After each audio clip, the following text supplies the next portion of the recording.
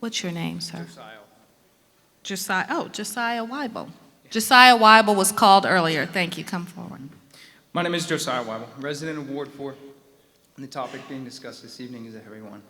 And while I believe the right to bear arms protected by both the U.S. and Virginia Constitutions should not be infringed upon, I think there's an even deeper and greater issue here.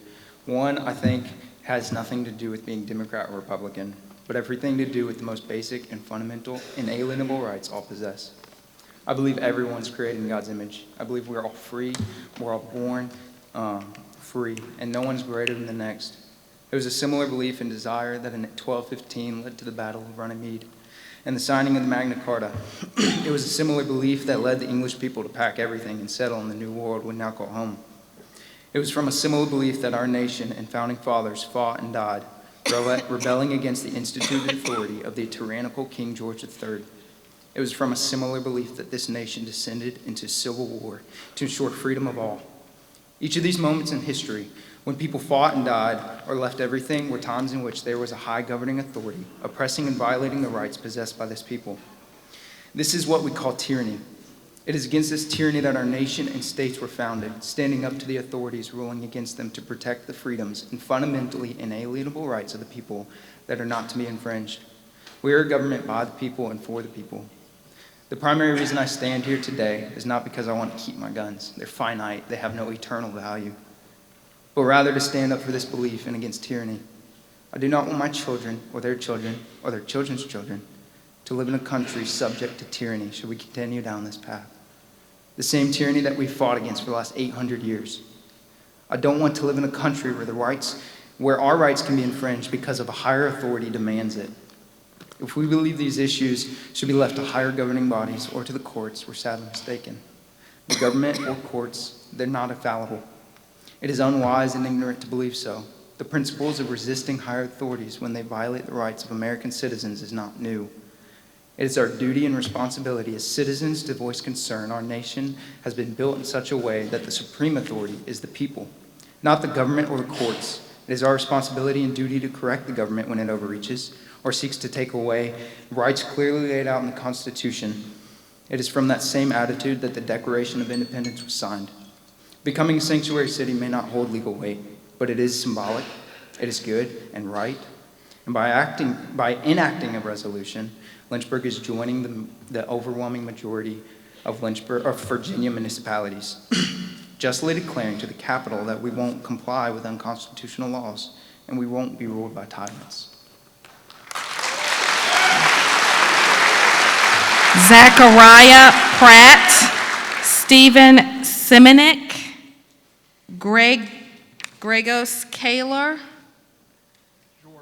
George Kaler, I got the last name, Gladys Helene, Craig Delvica, Jonathan McMillan, Thomas Straka. Zachariah Pratt. Good evening, ladies and gentlemen of the City Council and others gathered here. My name is Zachariah Pratt. I'm from Ward 3 of the City of Lynchburg. I stand here tonight as an American, a Virginian, and a citizen of this city.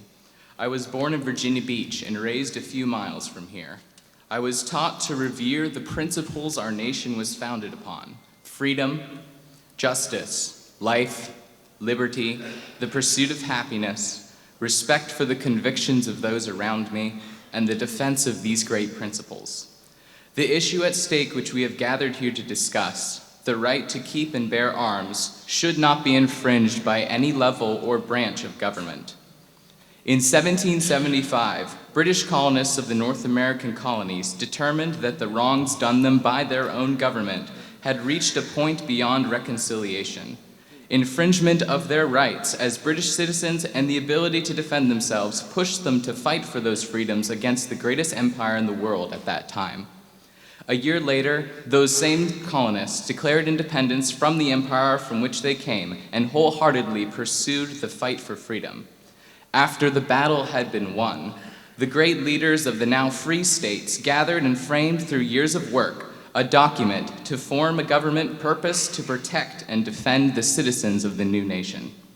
A second document, deemed a necessary supplement to the other, and which the state of Virginia refused to sign without, outlined the rights of every citizen of the newly formed nation.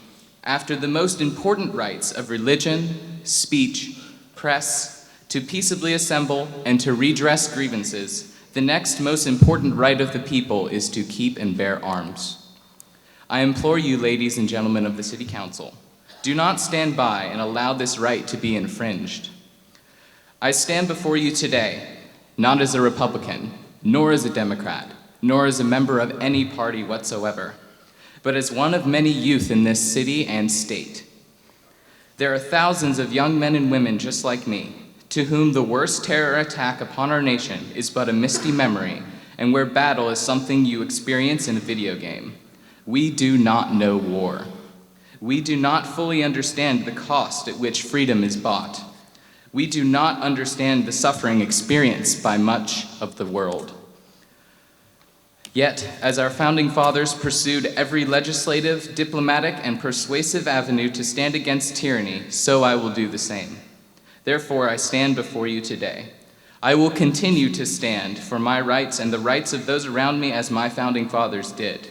I do not wish to experience the misty tragedy in my memory or see with my eyes the atrocities of war.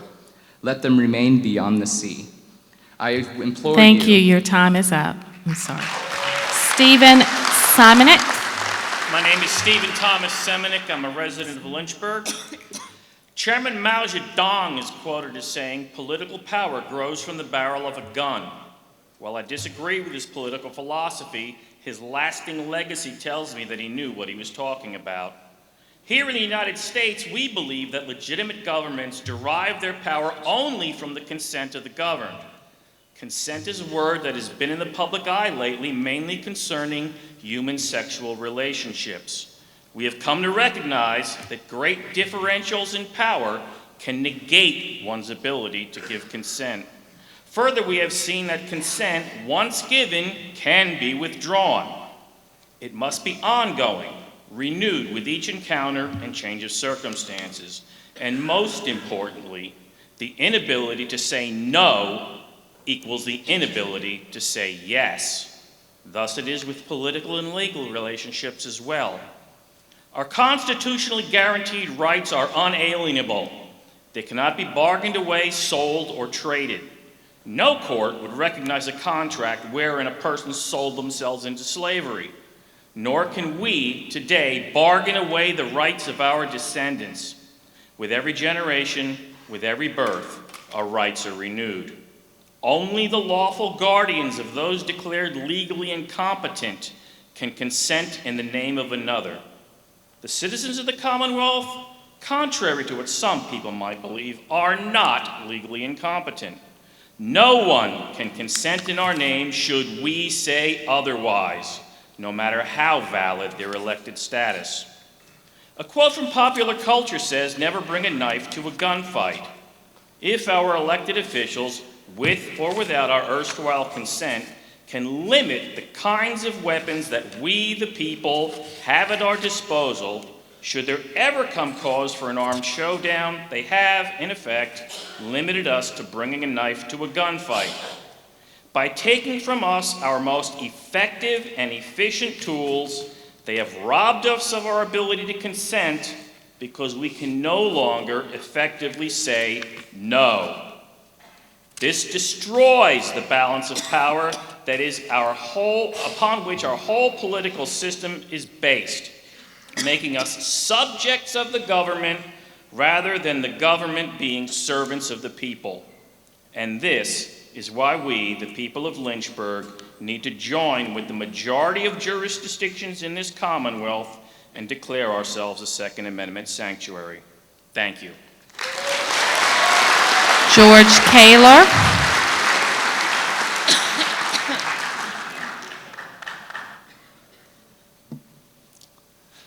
Thank you, Mayor Tweedy, for allowing me to come here.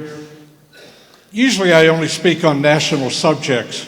Anybody know the name George Kaler here? If you have a radio, you know who I am. I speak from coast to coast, usually on national issues, but tonight is a national issue because this is a microcosm of what's going on in America and whether we're going to support tyranny or freedom. I heard a sweet lady say a while ago, we can trust Governor Northam with what he wants to do. We can trust the man who said, let the baby be comfortable before we kill it. We're going to trust that? We're going to trust a governor, not a mayor.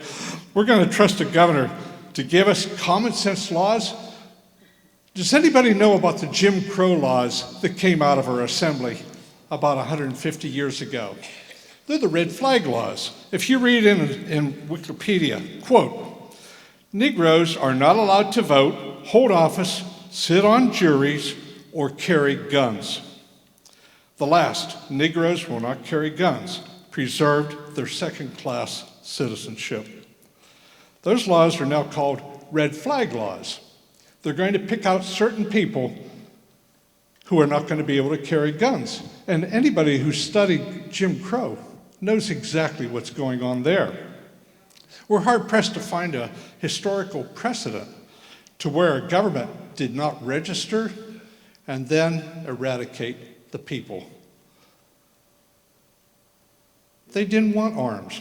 That's why our forefathers gave us the Second Amendment. No, this is an opportunity that's not likely to come again, where our city council, and we're going to find out about this on the radio nationwide next week, who voted for it, who voted against it. So the nation can uprise and say, wow, those people were brave, they supported Lynchburg in their Second Amendment sanctuary. Or they're going to say, what kind of people do we have in Lynchburg? And I'm the one who's going to make that judgment because the people listen to me. And so what I'm hoping, and I know it's the way it is, the power of the microphone is nationwide, it's not just here tonight.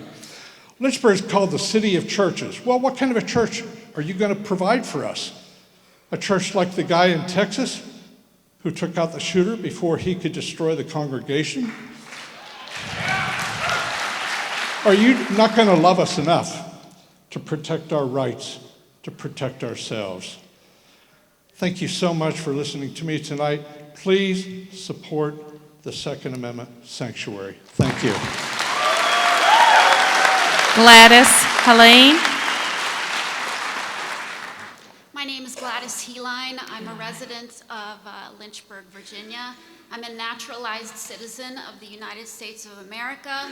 I'm a wife, and I'm a mother of 4 children, 3 daughters and 1 son.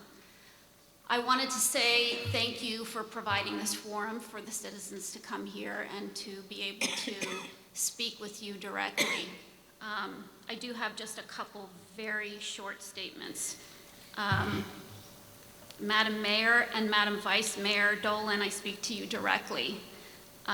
We sat here and listened while you expected and demanded respect from the citizens that voted for you, yet you in turn have not provided that same respect to the citizens. You voted to change the rules this evening to silence citizens, in turn disrespecting your own citizens and infringing upon our First Amendment rights. You sat there and you whispered over and directly watched the clock and swiped through your electronic devices while citizens spoke to you directly. I personally find your actions utterly disgusting, embarrassing, and appalling to the city. I wanted to also say thank you and amen to all of the women who got up here earlier and requested that you defend the rights of our Second Amendment. At the end of this evening, I want to walk away from this place as a proud citizen of this city, and I expect you to respect your citizens by voting to defend them and the ultimate law of the land, the Constitution of the United States of America. Thank you.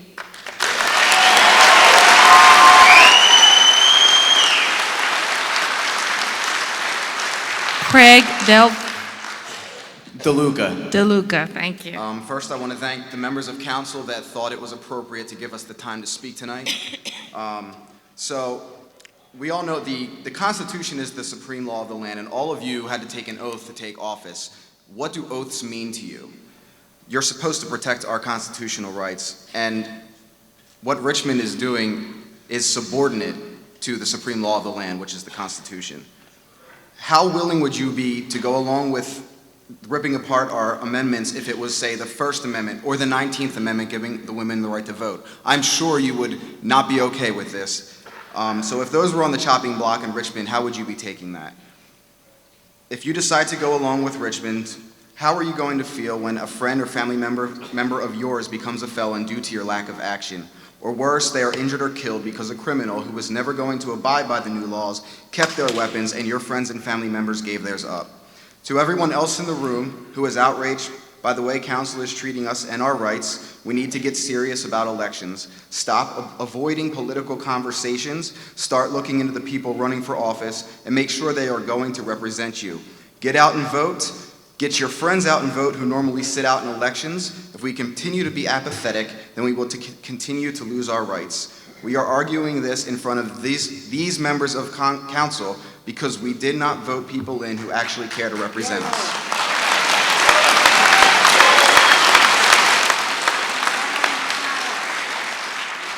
Jonathan McMillan. Jonathan McMillan, Ward 4. I come to speak today not motivated by fear, but to speak of injustice against all Virginians. I am not a zealot nor an extremist, and I have no ill will toward anyone that might disagree with me, as we are all individuals enshrined with the liberty to speak. I am always and always have been a law-abiding citizen with love and respect for our community. Today I'm here because I feel led to speak up for unlawful oppression facing citizens' liberties to protect and train themselves while building a safer community. The rhetoric and votes coming from the General Assembly has had a theme of stating common sense gun laws that claim to make Virginia safer. This persuasive narrative sounds attractive on its face, but has a nasty authoritarian backbone as these passed and pre-filed bills target law-abiding citizens. I've heard it stated the Dillon Rule as a reason to give up your local authority. We're not asking you to disobey the law. We're asking for you not to use taxpayers to take away our Second Amendment and take away other rights in the Bill of Rights. This is a symbolic resolution that I urge you to take tonight, and it would not change any which way that any of our law enforcement officers would have to act. Nothing different. This is a symbolic statement to the people in Richmond that are trying to make wrong non-common sense laws.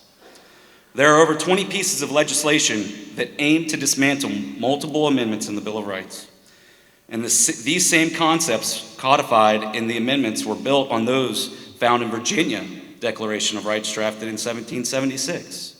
These writings showed that citizens were not going to be ruled by tyrants, but instead the citizens were the ones that hold the ultimate power. After looking into the pre-filed legislation and remarks made by state representatives, I can only see this power move as an unjust, coercive act against a large majority of constituents who do not voluntarily agree with infringing on the intrinsic constitutional rights of every individual. This is an intolerable injustice against all of us and our fundamental principles in which our state was founded. And in addition, does not actually address any proper way to restrict a criminal from committing a crime. These unconstitutional anti-liberty bills will only take us back before our country and this state was declared independently free. I urge you today to take up a historic stand for the smallest minority, the individual, and make the motion to vote on a resolution that would declare Lynchburg a Second Amendment sanctuary city. Thank you. Thank you.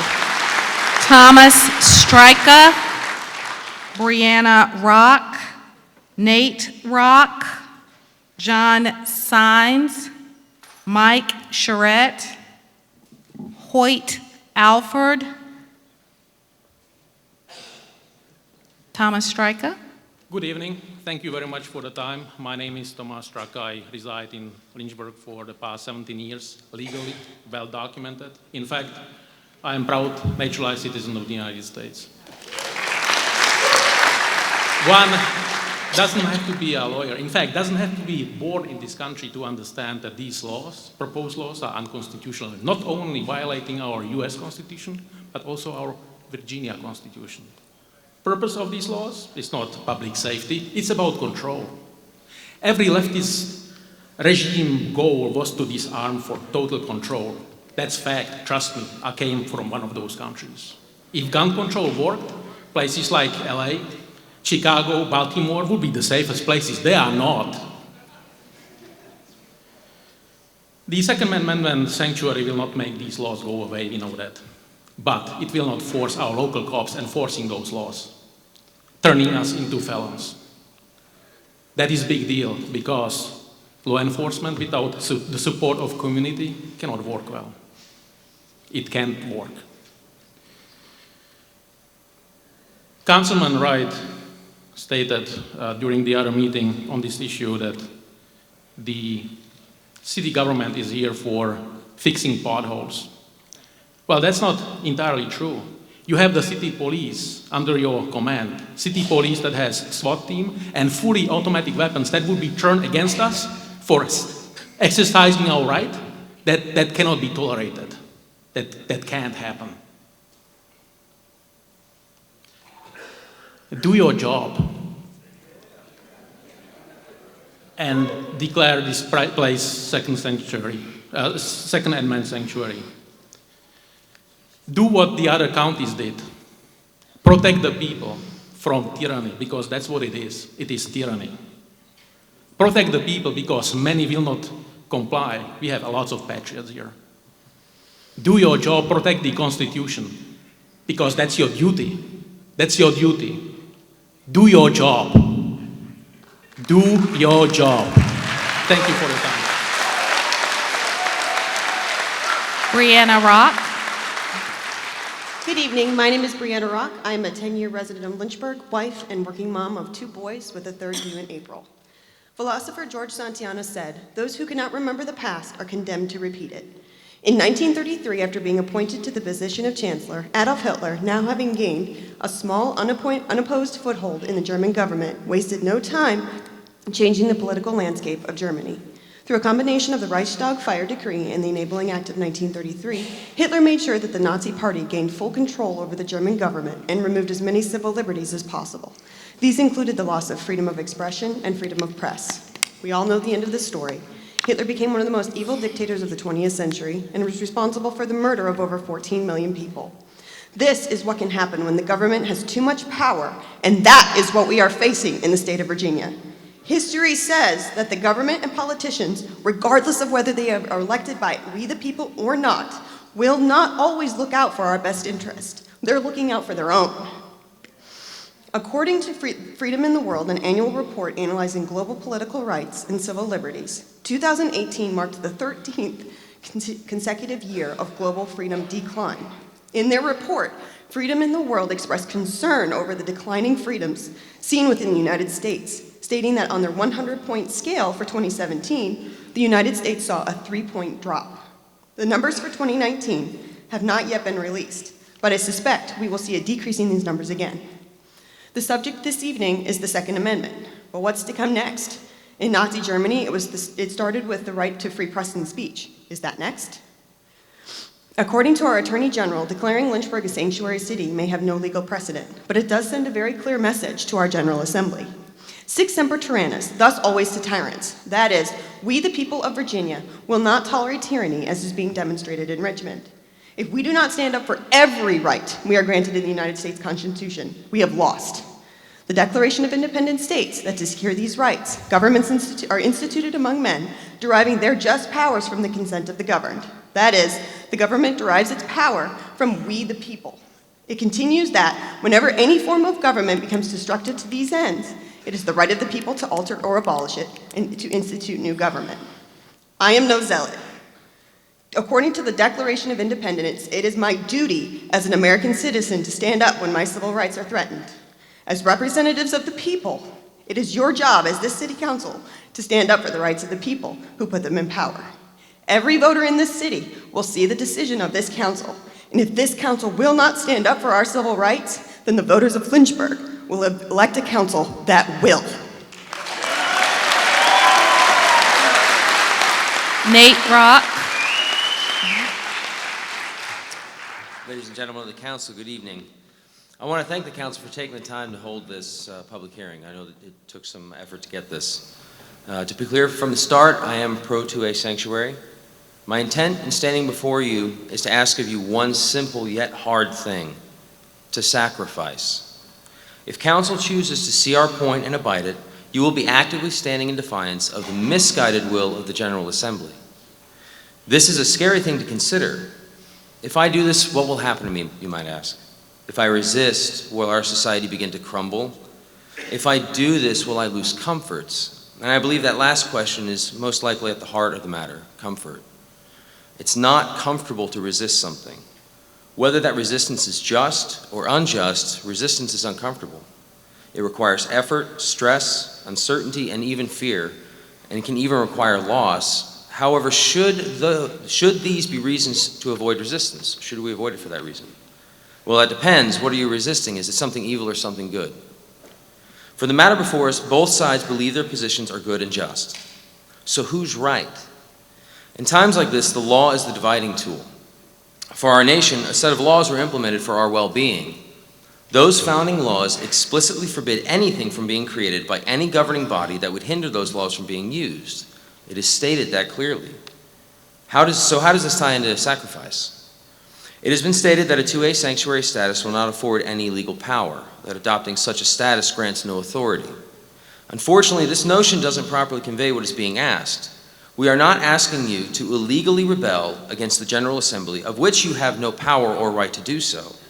We are asking you to abide by the law that is over the General Assembly, which forbids them from stopping that law's use. By doing this, you are not rebelling, but are abiding by the law of the land.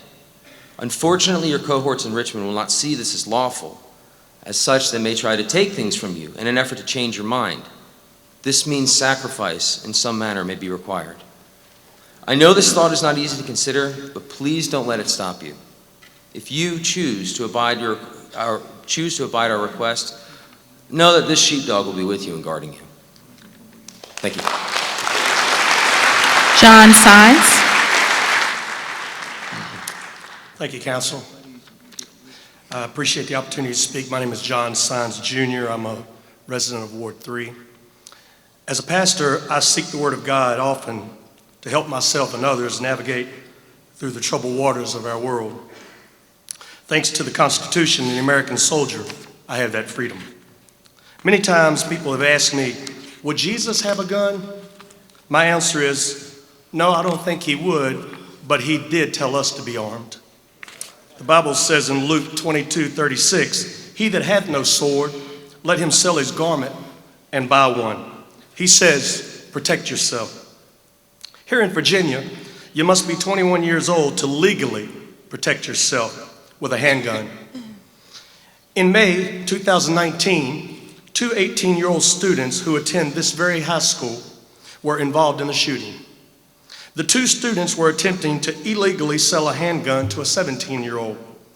The 17-year-old, who already illegally purchased a handgun and shot both students, and unfortunately, one of them died. How would more gun control have prevented these illegal activities? We don't remove bricks from the hands of those who build hospitals and schools simply because someone threw a brick through a bank window. We don't remove Tylenol from drugstores because those are addicted to oxycodone. We don't take forks out of restaurants because of obesity, and we don't take everybody's driver's license when someone else gets a DUI. Likewise, we can't remove guns from law-abiding citizens when our safety depends on it. In Texas, a concealed carry brought to end in 5 seconds what could have been a much different outcome, as the average police response time is 9 minutes or 540 seconds. In 2019 alone, there were a total of 435 mass shootings, resulting in 1,648 wounded and 517 deaths. Using cell phones while driving is a greater threat to our society than guns are. According to the United States Department of Transportation, 1.6 million auto crashes each year result in 500,000 injuries and 6,000 deaths annually. Yet, I don't hear anyone arguing to take away cell phones. Elected leaders cannot keep people from texting and driving, criminals from committing armed robberies, or a 17-year-old from illegally possessing a gun. And therefore, we cannot depend on them to protect us. If you think this is an impressive crowd tonight and you don't make this a sanctuary city, wait till the next election. Mike Charette. Good evening, Mike Sherritt, Ward 2. Bit of housekeeping, if you're wearing one of these stickers or you have one of these, please do not leave it behind. Be respectful of this facility that they let us be in. And if you send emails to your councilmen, they are discoverable through Freedom of Information Acts, and other people can read them, just like council members' emails. I'm a nationally ranked competitive shooter. In my class and division, I won Virginia State as well as the Delaware, Maryland, Virginia, West Virginia match in October, so I'm pretty proficient with the firearm. And I'm here to say that good guys, good people, stop evil people with guns. And I'm a good person. I carry a weapon everywhere I go that's legal. I don't have one tonight because I'm abiding by the law. And whether you're here tonight supporting the resolution or you're against it, when I'm in public next to you in the grocery store, I don't look at you as someone against my views. I look at you as a human being and I value your life. So I just want you to know that there are those of us out there in the community that are sheepdogs, and we will step up and protect you if, heaven forbid, we're put in a situation where it's an evil person's life versus yours, just like that person in Texas. So passing this resolution, my view on this, and I hope you'll adopt this view, is pressing pause on the current laws that we have right now. There's no debate on either side that these laws are going to get challenged, they're going to go to higher courts, some may be validated, some may be overturned. And so for the same argument that says, well, let's not do anything now, we'll let them figure it out, I'm calling that saying you think the laws are legal. No different than me saying I think they're illegal, let's find out. Let's press pause. This will be a huge relief on our law enforcement, which are already understaffed. The recruiting's got to be harder. If these laws pass, they've got to face taking guns from their neighbors, disarming good legal citizens. I think this resolution will do a lot more for our local community by passing it and then seeing what happens. Let's see here. Oh, so tonight, just like pass this resolution, I want you to think about your favorite color. Tonight, Lynchburg is voting on whether or not our favorite color is orange. And if most of us in here said we want Lynchburg to be an orange city, that's how I'd like you to vote tonight. You might like blue, Jeff might like hot pink. We're saying tonight's orange. So if you're keeping track of the speakers and the voices tonight, I hope you'll vote in favor with that majority, because that's what we're here asking you to do. Lastly, I want to remind you that Virginia Beach, the city of, became a sanctuary city on January 6th. And I don't want this little stain surrounded by Bedford, Amherst, and Campbell County to remain that dark color after tonight. Let's join the other 120 plus municipalities. Thank you. Hoyt Alford. Thank you all for giving us the opportunity to give our rights for the First Amendment. I appreciate that you're going to be voting for the Second Amendment status of the city. Whether you do or don't, we all should take this opportunity to see what we did wrong last time to allow this to happen. Only 48% of the population voted last time, which is a sad state for all of us, whether Democrat or Republican. We need to make sure that we're exercising our freedom to vote and to elect our officials of our choice. We should have civil discourse with those who disagree with us. We should inform those when they are under incorrect statements, if we believe it, and then listen to them when we may disagree with them.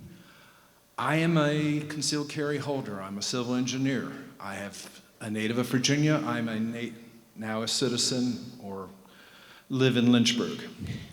I have competed nationally as well as on the state level with firearms since I was a child of age 16. I have never committed a crime besides maybe making a U-turn when the sign was wrong in Richmond. I have lived in dictatorships around the world doing my work. Their governments treat their people in the most appalling ways. The elite people who have money, they respect. The poor who do not are subject to their every whim. In Indonesia in the 80s, the dictatorship, which the US supported, had death squads that if you committed a crime, as soon as you got out of prison, you were executed. While that is an extreme case, the British did the same thing to before we were American citizens, for disagreeing with them, and colonized the rest of the world, doing unspeakable terrors. Most of the people here are concerned that we go down that path. While highly unlikely, there is the chance, as it has happened in many, many other countries around the world. I wish that you take time to consider all that we've said. We try to be respectful, but this is a passionate subject on both sides. Thank you for your time. Thank you. Walt Carey, Harrison Weiger, Jim Meredith, Hope McRory, Kathy Gerber, Andy Langland, Maynard Valentine. Again, Walt Carey, Harrison Weiger, Jim Meredith, Hope McRory, Kathy Gerber. It'll never happen to you until it does. Bad things happen. You can't let someone take away your chance to protect the ones you love. I wish it wasn't so, but bad people, not guns, find a way to do bad things. So we must be prepared for them. Sometimes simply by pulling your firearm will cause them to back off, sometimes not. If you allow those politicians to go through their agenda, it won't be long before no one is safe. Because if you think they will stop with assault weapons, you're sadly mistaken. So what I'm saying is this: if someone wanted to do you bodily harm, he or she will find a way to do it. Cain killed Abel with a rock. These laws are simply a means to disarm honest, law-abiding citizens. So don't be fooled. Criminals will always find a way to find a firearm. That's why they're called criminals. If Lynchburg does not become a sanctuary city, I foresee an economic downturn for the city, for people not coming into the city to live or to spend their money. And that would be a tragedy for me, since I own a bookshop on the avenue, which a lot of you have been in, and thank you very much for. I can stand up here and present my thoughts because of the First Amendment guarantees that freedom, also of assembly and religion. This amendment, the First Amendment, is also under fire, as well as the Second Amendment. Several years ago, I saw a program on cable channel that had 6 or 7 ministers from different religions talking about how our citizens and how our city could become together and tolerate one another. Being a Christian and follower of Jesus, I have read the Bible through and several times and cannot find where God says to tolerate each other. He says we need to love each other. Love and holiness in the right action and courage on behalf of those who cannot defend themselves. Goodness, what God desires, is here and here. And what you decide to do every day will make you a good man or not. I served in the military, so I watched the back of the man in front of me. The man behind me watched my back, and it didn't matter whether that person was black or white or what his religious affiliation was. We performed our tasks for the common good. We had companionship bordering on love. Each one of us pulled together so we could all come home safe. I would be amiss if I did not stand up here tonight and remain silent while someone took away the right of a father to defend his family or a woman to defend herself from harm. All of this shouldn't even be voted upon to become a second sanctuary city at all. The Second Amendment is quite clear. I believe your vote, my friends, will determine whether you really love the people in your districts or Sorry, just sir, your love time the is seats up. you're sitting in. Thank you. Harrison Weiger. Good evening. My name is Harrison Weeger, and I'm a Lynchburg resident from Ward 1. In a rational debate on public policy, I feel like we should all agree that facts and data on the effects of said policies should be at the forefront of the discussion and play a significant role in the decision made by legislators. Wouldn't it be reasonable to look at the data that we have to determine if these laws actually achieve their desired intent? Sadly, however, this has not happened in Virginia. Despite the myriad of evidence, both domestic and abroad, that these proposed policies will actually increase violent crime in the state, Virginia's legislature has rushed forward to pass policies that will disarm law-abiding citizens. It's become very clear in the U.S. gun bans have proven to be extremely ineffective at reducing mass shootings and violent crime as a whole in the regions in which they're implemented. In fact, a study by Crime Prevention Research Center shows that 94% of mass shootings in the U.S. over the last 70 years occurred in gun-free zones. Yet despite this, Democratic lawmakers still push for gun bans rather than trying to get to the root of the problem. If we really want to solve this issue, which I believe we all do, then we need to be willing to look at multiple possible solutions. One of these solutions that's been proposed is arming certain teachers in schools. Not every teacher, but those who are willing to be armed and have the proper training to do so, such as former military or law enforcement. Many representatives on the left have immediately dismissed this as ridiculous. Why? Maybe because there's only one solution that they're even willing to consider. The left has consistently held the position of ignoring every proposal that doesn't involve the banning of firearms. They pass gun control in one state, then another, and see the same results every time. The violent crime rate either stays the same or increases. We've seen this in places like Chicago, New York City, and Washington, D.C., just to name a few. But lawmakers have continued to turn a blind eye to this at the expense of the American people. Virginia is the next battleground, and I refuse to sit idly by as our freedoms are taken and our safety is threatened. While policies that are being discussed may not be an outright ban on firearms today, we can be sure that when the proposed solutions fail to lower homicide, then your lawmakers will be back to impose further restrictions that will only make matters worse. It goes from high-capacity magazines to all rifles to handguns to shotguns, and in London, they got to the point where you can no longer carry knives outside your home. They can't accept that their so-called solutions don't work, and the hole that they're digging keeps getting deeper. We've seen it too many times. I fear for the safety of the nation if we continue down this road. To any of you who disagree with me, and to those who voted to not even hear us speak today, I urge you to reconsider. Thank you. Mr. Meredith.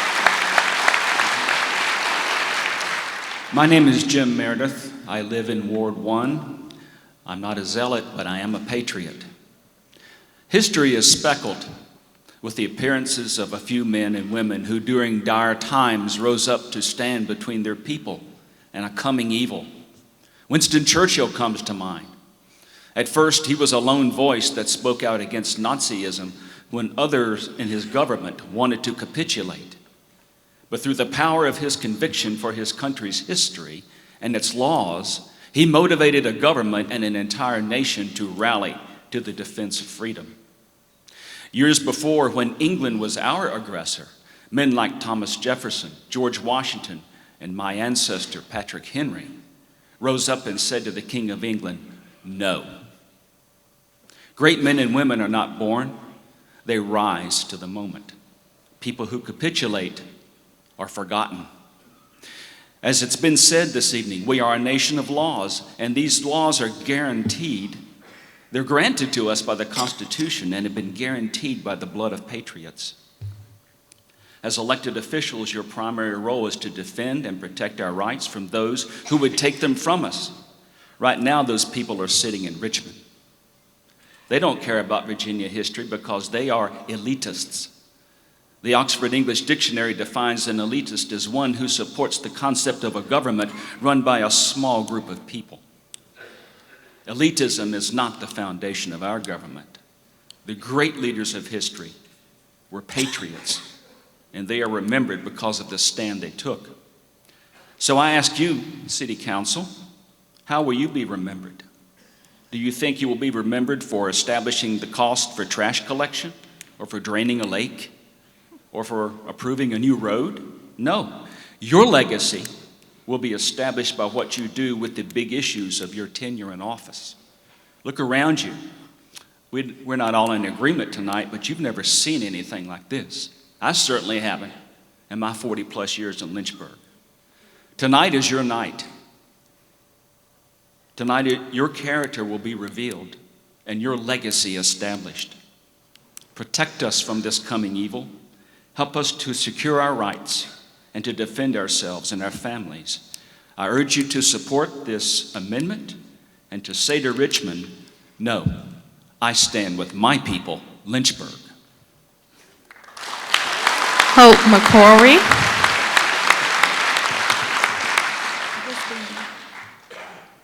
I'm Hope McCrory. I live in Lynchburg, and I could not believe what I heard when I woke up this morning. City Council has decided about the gun sanctuary, but they would condescend to let people air their opinions. What happens to leadership of, by, and for the people? It seems we are allowing fewer and fewer people to push their will on the rest of us. Liberty, envisioned by our founders, has been slowly moving away from us, but I believe we are waking up. This is beginning to look like tyranny. The Virginia state flag portrays death to tyranny. I guess when this is realized, this flag will be hated too, like our American flag. What I don't understand is why Democrats in Richmond are trying to get rid of their past through destroying their history of advocating slavery, Jim Crow, KK, and against access to restaurants, education, voting, and buses for African Americans. Now our governor and other Democrats are portrayed in blackface and KKK garments, but that's okay. Not really. No, it's rather a reminder of who they are. Now they want to control all of us, law-abiding citizens, both black and white. I think they thought we were so busy with distractions such as work, family, education, worship, and pleasurable activities that we would not notice. Thank goodness they decided to take the means of self-defense away from us in the name of caring for us. That was far too bad. That was just far too much. I know they want to be God, but they can't be everywhere at all times. They have awakened a sleeping giant. We trusted government to look after us, but they're attacking we, the law-abiding citizens. I hope you realize you as representatives of government are taking on responsibility individually and personally for the outcome of your decisions. If you support measures that hurt people physically, mentally, or financially, you will be held responsible. Maybe not in this time and space, but there are natural laws, even if you don't believe. Governing brings extreme responsibility, even though we rarely talk about it. You were put in a position to be servant of the people, not overlords. We as the people have been busy, but now it seems we have awakened to take back the responsibility that we have neglected. Thank you. But I do want to say that I have been given tonight encouragement for the church to have 3 ministers come and understand and care about the culture. I haven't been in church for about 5 years, and I've just found a church. But to have these men come and defend their people, it just gives me a new lease on life, because I have felt the churches have been AWOL. And now maybe Thank they're you, going to Ms. come Gerber. around. Your time's up. Thank you. Thank you. McCrory. Kathy Gerber, Andy Langland, Maynard Valentine. Kathy Gerber. Thank you. I'm speaking for Kathy Gerber, who unfortunately, as was mentioned before, couldn't make it past the 7:30 time. So she is a Lynchburg citizen. She's a Marine, and she has concealed carry. I have a weapon. I believe that in certain circumstances, one needs to be armed. I fail to understand, I don't understand how the founding fathers, however, could have envisioned a weapon such as an AK-47. Doesn't matter. Oh, yeah, it matters a lot because, you see, they said all men are created equal. Well, we've wised up a little bit. I mean, that's what they meant, all men. And black people were 2/3 of a man. And we've wised up some. We don't live in colonial society. We apply our own technology, and a weapon like that. I mean, we don't allow people to have bazookas or bombs, and there's a good reason for it. So limiting that, I think, is essential. That is not what the founding fathers meant. And for you who are so sure that the nasty government is going to take your guns, I'm a liberal. I don't want my gun taken. I need it. But I don't need to protect myself with an AK-47. I don't need that. And the government, if it came to that, you wouldn't be the only ones protesting. The other problem is the faith that you lack in the government because you don't agree with the people who were duly elected by a majority scares the hell out of me. Thank you. Andy Langland. Yes. Hello. I'm a new Lynchburg resident. Got my residency here just a few months ago. I'm actually in Ward 3, I believe. And I live 0.7 miles from the McDonald's on Wards. And where there was a shooting just a few nights ago, this afternoon I took my 3-year-old daughter to get an ice cream cone. I had my concealed carry, which I legally have, thanks to Lynchburg, and for the first time. And there was also another gentleman open carrying. Well, of course, there were no shootings at McDonald's today, you know. And another thought that came to my mind as I was sitting there is reading the news reports about the shooting at McDonald's is that the gentleman, the shooter, got away. He was not apprehended or shot at the scene. And my house is just right down the road. He could have easily come, jumped the fence while my wife, who's not here because she's 8 months pregnant, with our 3 daughters at home. While I was busy, I work, I go to school.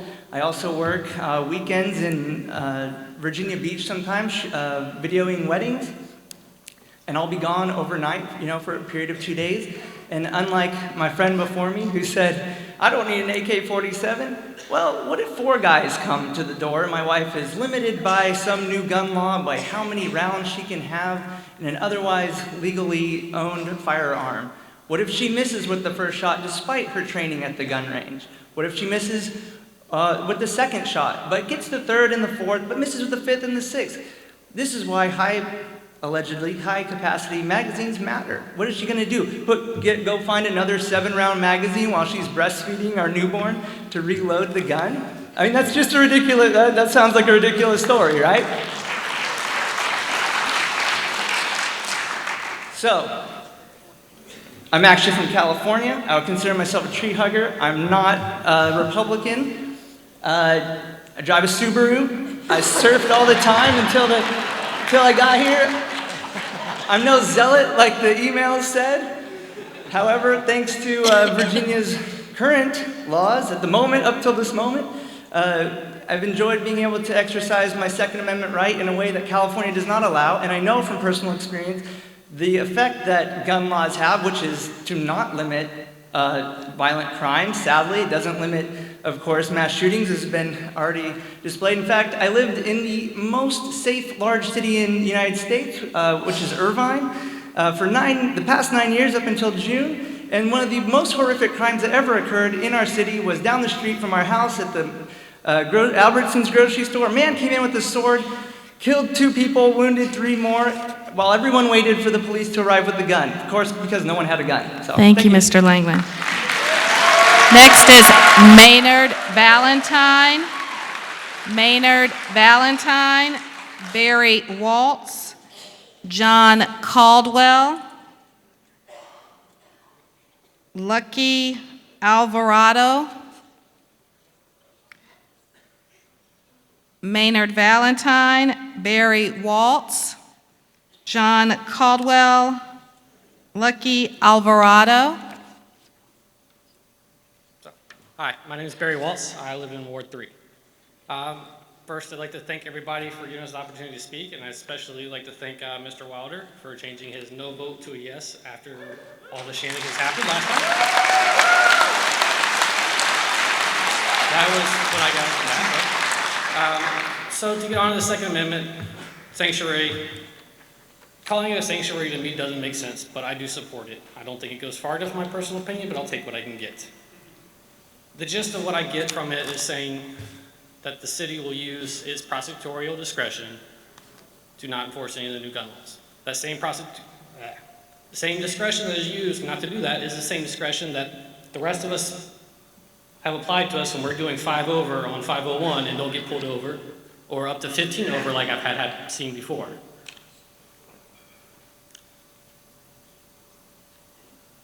What does not make sense to me is we keep hearing common sense, common sense, common sense. I spent 9 years in the Navy as a nuclear mechanic. I worked on probably one of the most coolest ships you can be on, an MS-class carrier. I have seen some of the dumbest things done by the smartest people that you have ever met. And it has reinforced to me that common sense is not very common.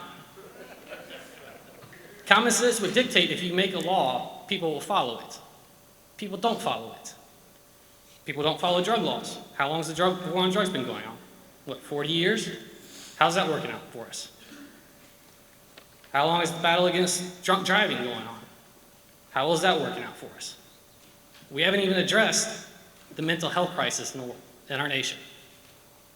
Roughly 47,000 people a year commit suicide, with an estimated 1.4 million attempting it.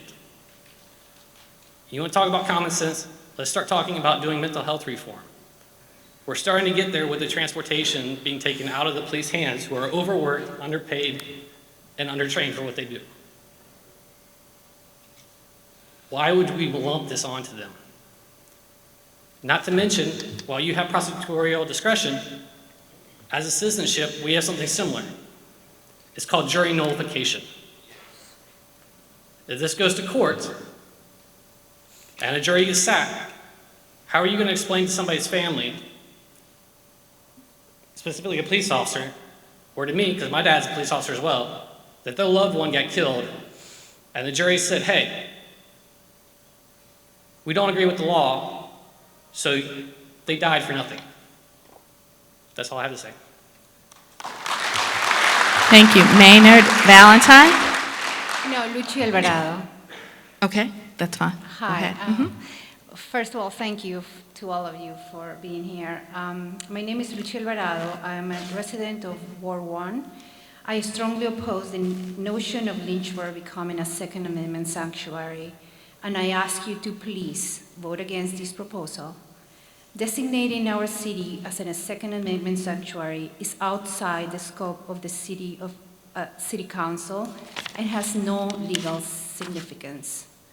In principle, we cannot and should not use our local government and limited resources to pick and choose the laws we abide by. Instead, we must bring this conversation to Richmond so that new legislation takes into consideration responsible gun ownership and the voices of our city. Thank you. Thank you. Maynard Valentine. John Caldwell.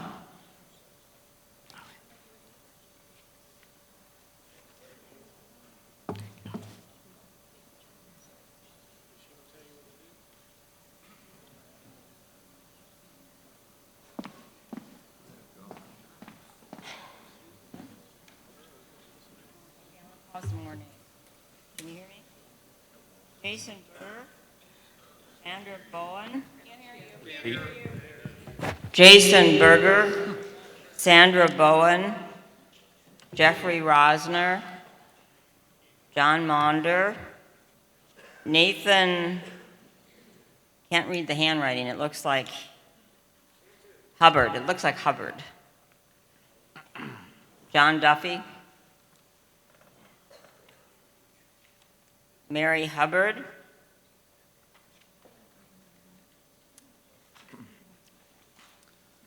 Okay. Jason. Thank you.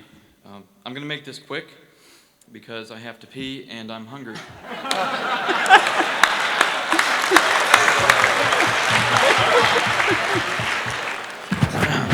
I didn't plan to speak tonight, but here we go.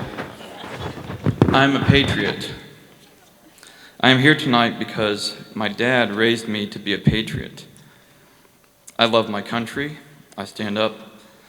I love my country. Stand up for and fight for freedom when freedom is challenged. My dad taught me to love my God, my family, and my country. I am a warrior. In 2006 and 2007, I served and fought in Iraq with the well-trained, fearless warriors of the 4th Brigade Combat Team, 25th Infantry Division.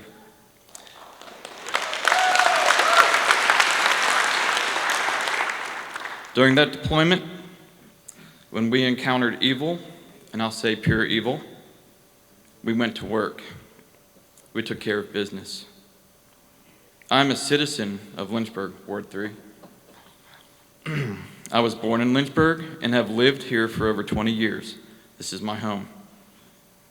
I arm myself at home and in public to protect my family and defenseless citizens, should evil ever threaten life and freedom in our town.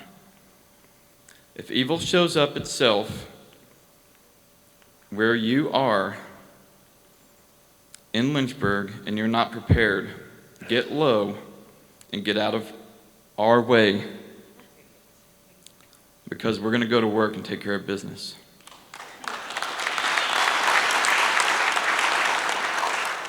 Ooh, I'm running out of time. I'll finish with this.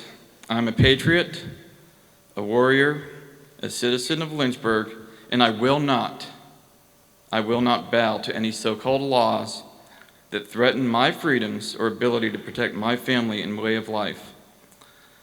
While getting ready this evening and thinking about this meeting, I put down my comfy casual shoes and dug up my combat boots that I haven't worn in 12 years. Guess what, folks? They still fit and have plenty of tread. Our freedoms and rights are in the balance and being challenged. I remain ready to defend. City Council, do the right thing. Thank you.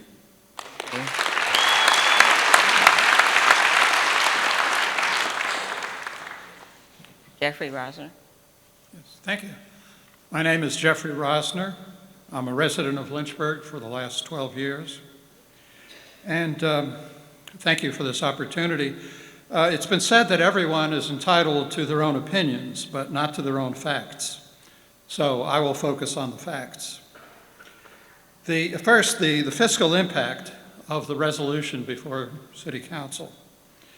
The agenda summary, although not the resolution itself, says there is no fiscal impact. However, the resolution includes the possibility of court action, which would be quite likely to have a fiscal impact. So the resolution is not properly presented as an agenda item. Second, the legal impact of the resolution. The resolution includes, and I quote directly here, a deep commitment to the rights of all citizens of Lynchburg to keep and bear arms, with the emphasis on the word all. All citizens of Lynchburg means all Lynchburg residents who are U.S. citizens. So that would include convicted felons, those judged mentally incompetent by a court, and small children. So if this resolution is passed, it would mean that the city would be in conflict with existing laws, not just proposed ones. More broadly, some have argued that any limitation on the right to bear arms would be unconstitutional. We have several rights that are guaranteed by the Constitution, but they're still limited. The right to free speech does not include the right to shout fire in a crowded theater if there really wasn't a fire. We have libel and slander laws. These have been accepted by the courts. The same logic applies to the right to bear arms. Passing common sense limitations on the right to bear arms does not take that right away. There's another argument that has often been used to support sanctuary city actions. The argument that proposed legislation would mean widespread confiscation of weapons. None of the proposals that the governor has supported would do this, and his assault weapons proposal, there is one, but it includes a grandfather clause. This means if someone already has that type of weapon, they can keep it. Now, this argument has focused especially on Senate Bill 16. However, just yesterday, Senate Bill 16 was withdrawn by its patrons. And finally, this has been an exercise in free speech and an expression of public opinion. And that's legitimate. That's legitimate. Mr. Rossner, your both time is sides. up. Mr. Rossner, thank Right. you very Okay. much. Thank you very much. Next, please.